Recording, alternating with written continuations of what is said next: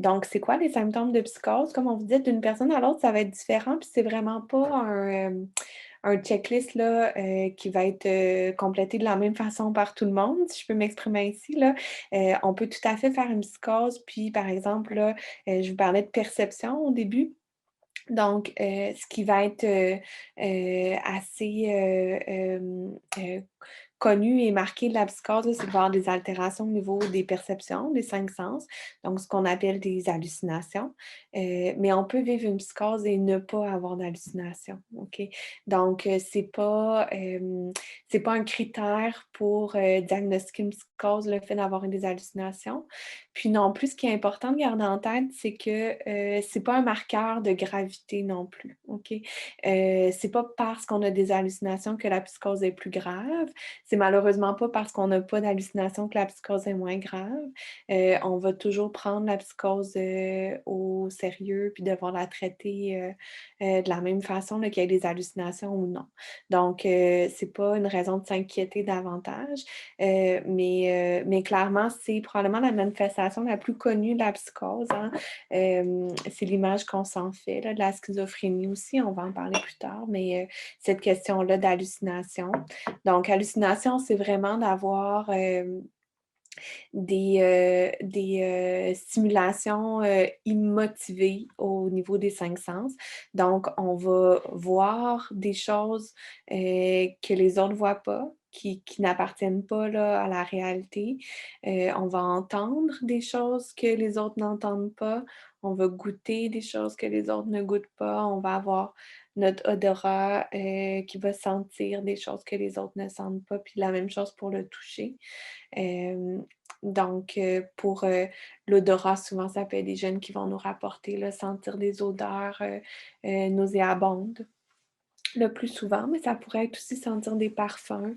Le toucher, ça peut être, souvent, ça va être des, sensations kinesthésiques, là, donc les gens, j'ai de la misère à monter ma main, je vais baisser mon écran, mais les gens vont, sentir sous la peau des choses ou ça peut être une bille, comme ça peut être des chocs électriques, et puis, je vous parlais de boucles, de perception un peu plus tôt, mais ça peut être, hem beaucoup perceptuel un peu plus tôt, mais ça peut être intéressant d'en parler à ce stade-ci, tu sais.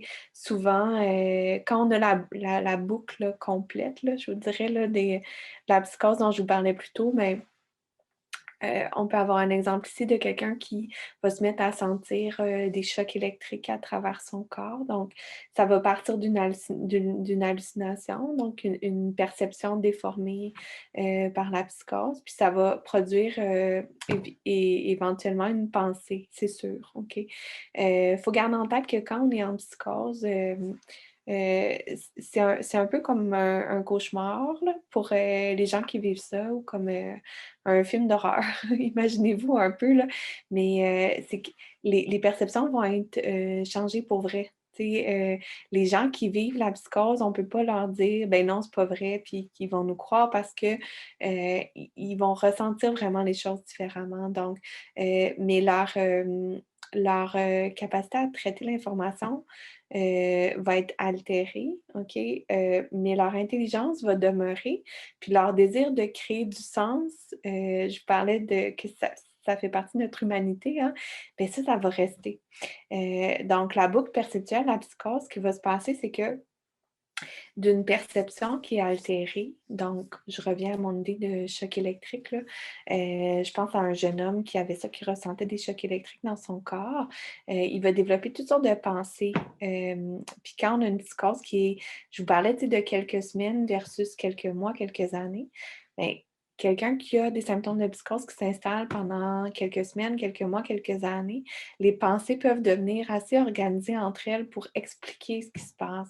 Fait que c'est là où on peut se retrouver avec quelqu'un qui, va penser, que les chocs électriques vont être, contrôlés par l'extérieur. Donc on avait un jeune qui pensait qu'il y avait une espèce de boîte à l'intérieur de lui, qui était contrôlée par des gens à l'extérieur de lui là, disons, la CIA là, et puis, qui l'observait tout le temps, puis que quand il y avait des comportements là qui étaient, non conformes à ce qui était attendu de lui, ben, on lui envoyait des chocs électriques à travers cette boîte-là.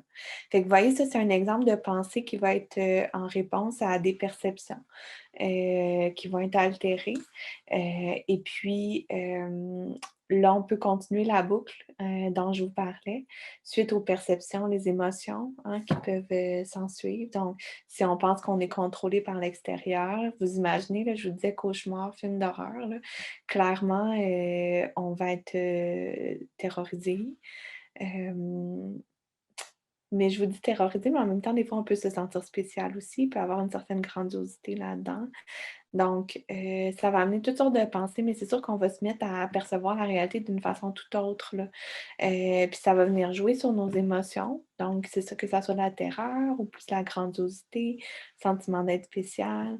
Et puis ça va venir évidemment jouer sur nos comportements aussi, OK? Quand on va être en relation avec quelqu'un qui vit des phénomènes comme ça, même si la personne ne va pas nécessairement nous en parler, elle va, probablement avoir des réactions un peu bizarres qu'on ne comprendra pas trop. Donc, c'est un exemple de ma boucle perceptuelle, mais je pense que les hallucinations, vous voyez bien à ce stade-ci. Hem, Ensuite, les idées délirantes, ben, je viens de vous l'expliquer, en fait. Les idées délirantes, c'est vraiment tout le système de pensée qui va s'organiser autour des modifications là, d'interprétation qui vont se faire pendant la psychose. Et puis, comme je vous disais, la personne va être tellement convaincue de ces idées-là qu'on n'arrivera pas à la faire changer d'idée.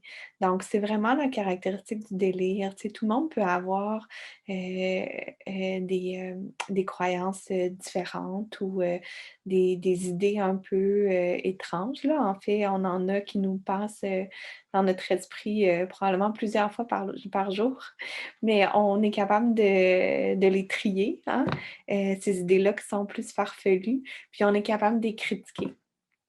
On est capable d'avoir un dialogue avec quelqu'un d'autre aussi pour, entendre ce que la personne a à nous dire, puis peut-être éventuellement modifier nos impressions. Mais, par ailleurs, quand quelqu'un est en psychose, ça va être vraiment caractéristique, là, on ne sera pas du tout capable de la faire changer d'idée. Ça va être même souvent difficile de faire changer de sujet. Et puis, ça va l'amener à devenir, souvent méfiant par rapport à nous quand on va essayer en fait d'amener des arguments contraires là, à ce que la personne pense.